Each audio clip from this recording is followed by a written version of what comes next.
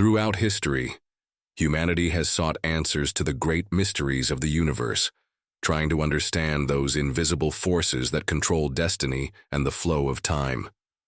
On that journey of discovery, enigmatic figures have emerged that defy the traditional categories of God or demon, of good or evil. One of these figures is Abraxas, a Gnostic entity that has captivated esotericists, philosophers, and thinkers for centuries. Despite its importance, its name has been deliberately erased from history, hidden in the shadows of esoteric knowledge. Why? What secrets do its symbols hide? And why have the major religions done everything they can to keep you from knowing of its existence? Today, we will uncover the truth behind this enigmatic figure and its key role in Gnostic cosmology. Are you ready to dive into one of the deepest mysteries of religious history?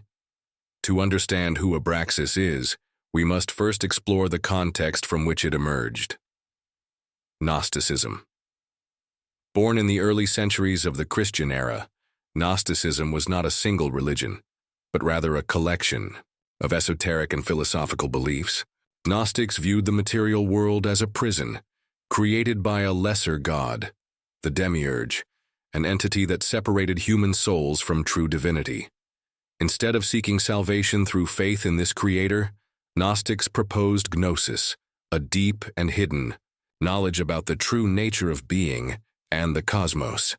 Within this intricate system, Abraxas holds a unique position. Some Gnostics considered it the eighth archon, situated above lesser entities and even the demiurge itself, but still connected to both the material and spiritual worlds. Its nature is ambiguous. It is not entirely evil, but neither is it completely benevolent. This dual nature is essential to understanding its role. In Gnostic mythology, the archons are guardians of the material world, who prevent access to the higher realms. As the eighth archon, Abraxas not only transcends these guardians, but also rules over them, placing itself above even the demiurge. Its connection with the number 8 also has a significance beyond the hierarchical. In Gnostic numerology, the number 8 symbolizes the cycle of rebirth and renewal, eternity and continuity. Thus, Abraxas is seen as a force that encompasses both the end and the beginning of all things. Over the centuries, the figure of this Gnostic god has been deliberately silenced. Its dual nature, encompassing both creation and destruction, good and evil, challenges the traditional monotheistic view of a purely good god. Abraxas represents a primordial power that escapes human moral categories, and its complexity makes it a figure both dangerous and intriguing. The mystery of Abraxas is not only found in its place within Gnostic cosmology, but also in its peculiar iconography. It is depicted with the body of a man, the head of a rooster, and snakes instead of legs, a combination that holds deep symbolism. The rooster, for example, is a symbol of vigilance and illumination. In many ancient cultures, the rooster is the announcer of dawn, of the sun, and with it, light.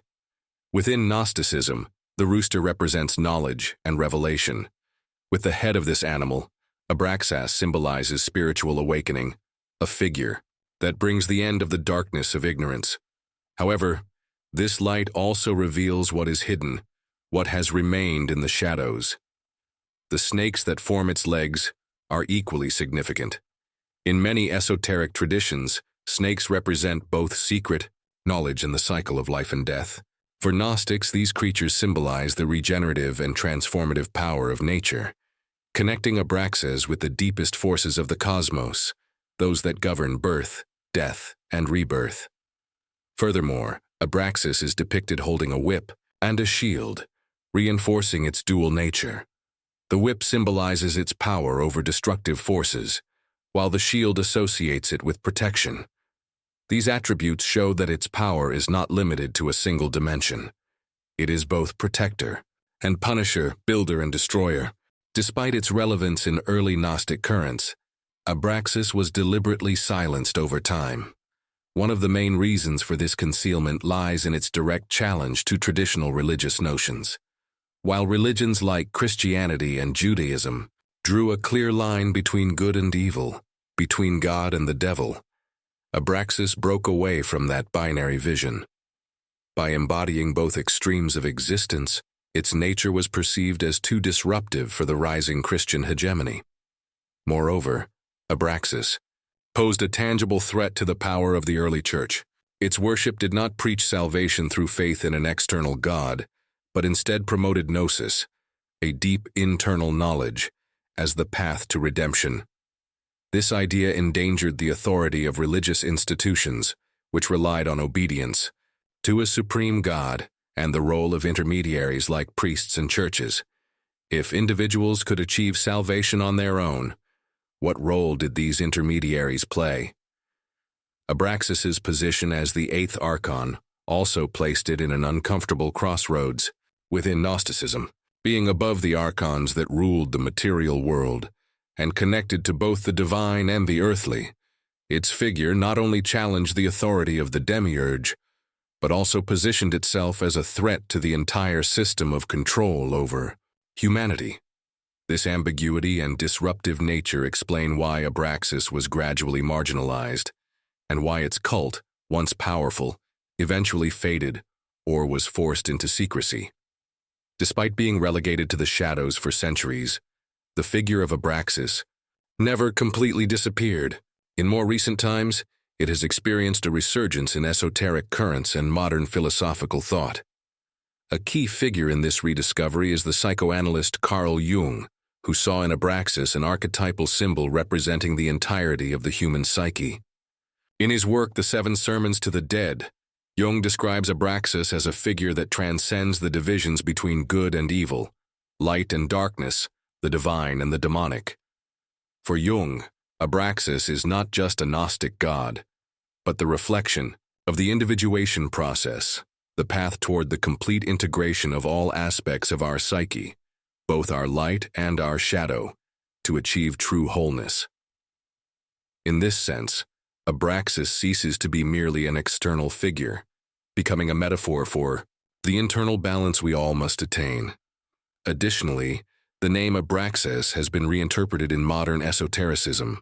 Authors like Helena Blavatsky, founder of the Theosophical Society, saw in it a supreme entity that transcended the dualistic limitations of traditional religions. For Blavatsky, Abraxas was not just another Gnostic figure, but symbolized the primordial cosmic force, one that contains and unifies all others, a deity that was above the conventional dichotomies of good and evil. One of the most fascinating aspects of this figure is how it was deliberately hidden within the Gnostic tradition. Throughout history, Gnostic followers were persecuted, both by the early Church and the Roman Empire. But beyond this repression, there is a deeper reason why its existence has been kept secret: its ability to challenge traditional ideas about power and divinity. While many religions promote a clear separation between good and evil, between God and the devil, this figure represented something far more complex: the union of both concepts. Instead of seeing the divine as purely good and the demonic as entirely evil, its symbolism showed that both poles are connected. This idea was seen as a threat to religions that relied on a strict and clear moral system to maintain control. The ambiguity of this figure made those seeking to uphold rigid social order uncomfortable. It's no surprise that entities like this were excluded from the dominant narrative for centuries.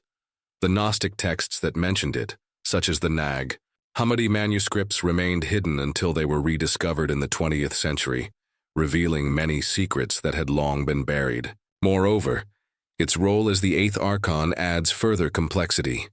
In Gnostic cosmology, the archons are beings who rule the lower planes of the universe and keep souls trapped in matter.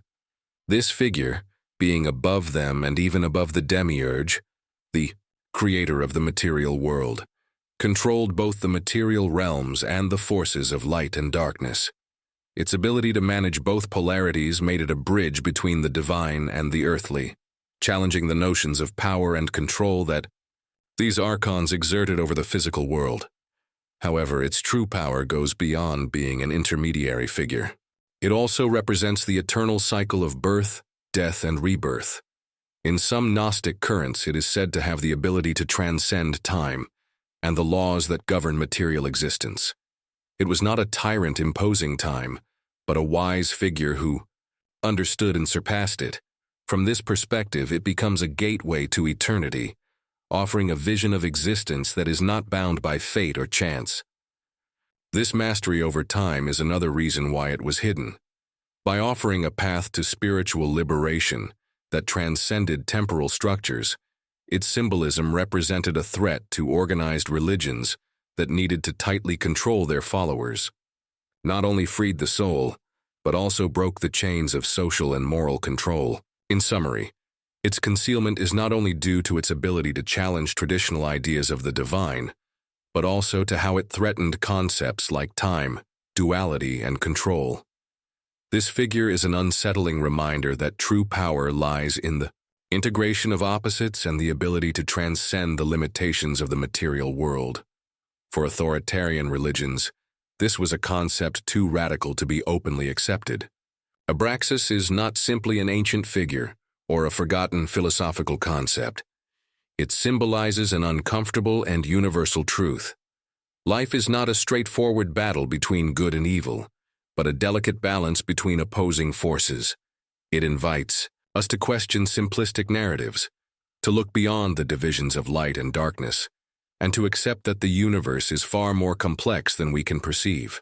Its duality challenges our need to control and define, reminding us that in that union of opposites, in the tension between creation and destruction, lies true power. Abraxas reflects that cosmic balance, a force flowing deep within our psyche, one that religions and systems of power have tried to conceal for being too disruptive to the status quo. It is not a god that can be easily categorized or understood, but for those brave enough to delve into its mysteries, Abraxas offers a gateway to a deeper understanding, one that frees us from the limitations of rigid morality and allows us to embrace the totality of existence. Accepting this duality is not just about opening ourselves to the unknown, but also about reconciling with our own nature. In that balance between light and shadow, between the divine and the earthly, we find the true essence of who we are. Those who dare to explore beyond the obvious will discover that this ancient symbol is also a guide for our own spiritual evolution. So if this journey into the mysteries of Abraxas has inspired you, don't forget to like, subscribe, and hit the notification bell to continue exploring the deepest secrets of the universe.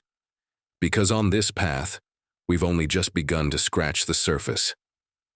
Are you ready to discover more?